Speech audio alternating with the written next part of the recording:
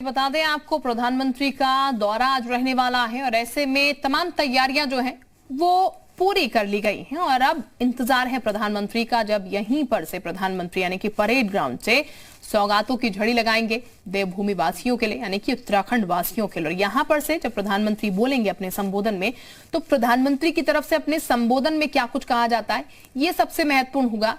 ये देखने वाली बात होगी कि प्रधानमंत्री के संबोधन में कौन कौन से बिंदु हैं जो कि उठाए जाते हैं। बहरहाल प्रधानमंत्री मोदी के दौरे पर सीएम धामी का ट्वीट वीडियो पोस्ट कर पीएम का स्वागत और अभिनंदन किया गया। विश्व के सर्वाधिक लोकप्रिय जननेता, बाबा केदार के अनन्य भक्त, हम सभी के मार्गदर्शक, भारत के यशस्वी प्रधानमंत्री आदरणीय श्री नरेंद्र मोदी जी का राज्य की 1.25 करोड़ देवतुल्य जनता की ओर से हार्दिक स्वागत और अभिनंदन।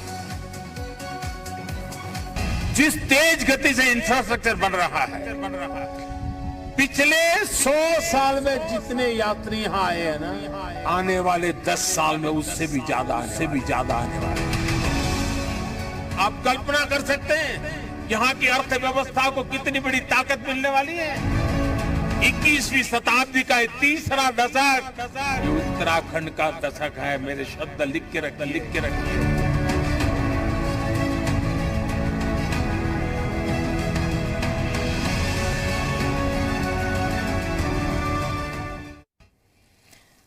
तो इसी खबर पर ज्यादा जानकारी के साथ हमारे सहयोगी हमारे साथ जुड़ चुके हैं कुलदीप और रामानुज इस वक्त हमारे साथ हैं, उनका सीधे रुख करते हैं।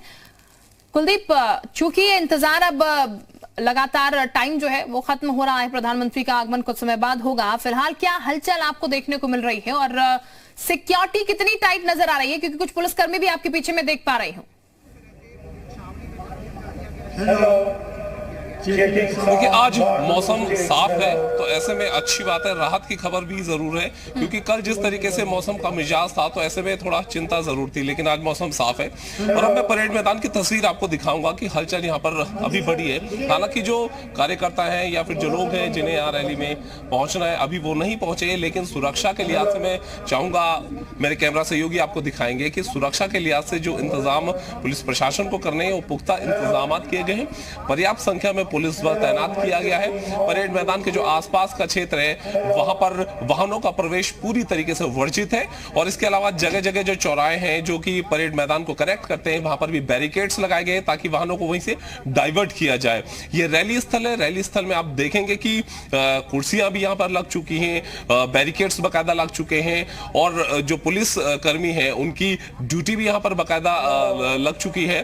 तैयारियां मुकम्मल है और अब क्योंकि इंतजार है प्रधानमंत्री नरेंद्र मोदी के यहां पर पहुंचने का, दो बातें बहुत महत्वपूर्ण हो जाती हैं। जब प्रधानमंत्री केदारनाथ धाम में आए थे तो दो बातें उन्होंने कही थी कि 21वीं सदी का जो तीसरा दशक होगा वो उत्तराखंड का होगा, और दूसरी बात उन्होंने ये कही थी कि पिछले 100 सालों में जितने पर्यटक, जितने श्रद्धालु यहां पर पहुंचे, आने वाले 10 सालों में वो यहां पर आएंगे। तो साफ है कि उनकी इन दो बातों और जो ट्वीट अभी उन्होंने किया है कि उत्तराखंड की जो स्वर्णिम विकास यात्रा है उसमें एक नया अध्याय आज जुड़ने वाला है, अपने आप में बताने को काफी है कि जिस तरीके से एक तरफ वो 18,000 करोड़ की लागत की विकास परियोजनाओं का जो लोकार्पण शिलान्यास कर एक सौगात देने जा रहे हैं, तो वहीं दूसरी ओर अपने संबोधन के जरिए भी वो देवभूमि उत्तराखंड की जनता को बड़ा संदेश भी देने जा रहे हैं। जाहिर तौर पर बड़ा संदेश होगा और निश्चित तौर पर देखना होगा जब प्रधानमंत्री संबोधन करेंगे तो क्या बड़ा संदेश यहाँ पर से निकल कर आता है। बहरहाल हमारे साथ रामानुज भी लगातार बने हुए हैं। रामानुज, विशेष प्रेम है देवभूमि से, उत्तराखंड से, और ये बार बार प्रधानमंत्री के संबोधन में नजर आता है, इसका जिक्र प्रधानमंत्री करते रहे हैं। अब जब आज संबोधन होगा तो निश्चित तौर पर एक बार फिर से ये प्रेम छलकता हुआ नजर आएगा, लेकिन सबसे महत्वपूर्ण, जैसा कि हम पहले भी डिस्कस कर रहे थे, कौन से बिंदु यहां पर से उठाते हैं, क्योंकि 2022 का इलेक्शन ठीक सामने है। शिल्पा, प्रधानमंत्री नरेंद्र मोदी जब 1 बजे आज प्रदेशवासियों को संबोधित करेंगे, यकीनन ये तो देखना ही होगा कि आज के उनके संबोधन में उत्तराखंड को लेकर के क्या रोड मैप उन्होंने तैयार किया है, आने वाले दिनों में और क्या किया जा सकता है विकास के नज़रिए से, ये तो देखने को मिलेगा। लेकिन इसके बैकग्राउंड को अगर आप देखते हैं तो प्रधानमंत्री नरेंद्र मोदी ने इस बात को कहा है कि उत्तराखंड जब 25 साल का होगा तो उसके सामने क्या चुनौतियां होंगी, बुनियादी विकास को लेकर क्या किया जाना होगा। इन दोनों बिंदुओं पर उन्होंने काफ़ी कुछ डिस्कस भी किया है और सरकार को निर्देश भी दिए हैं। और चूंकि 9 नवंबर 2000 को उत्तराखंड का गठन हुआ और 25 साल का जब उत्तराखंड होगा तो उत्तराखंड के विकास का जो रोल मॉडल होगा, जो यहाँ की बुनियादी समस्याएं हैं उसको कैसे दूर किया जा सकता है। उत्तराखंड के सामने सबसे बड़ी चुनौती बुनियादी विकास की रही है और जिसमें खास तौर से पलायन आप अच्छी तरह से जानते हैं कि एक बड़ी समस्या रही है। तो उत्तराखंड को किस तरह से इसका पूरी तरह समग्र विकास हो सके और सबसे ज़्यादा किन किन सेक्टर पर फोकस दिया जा सके, उसको भी सुनने और देखने को आज मिल सकता है।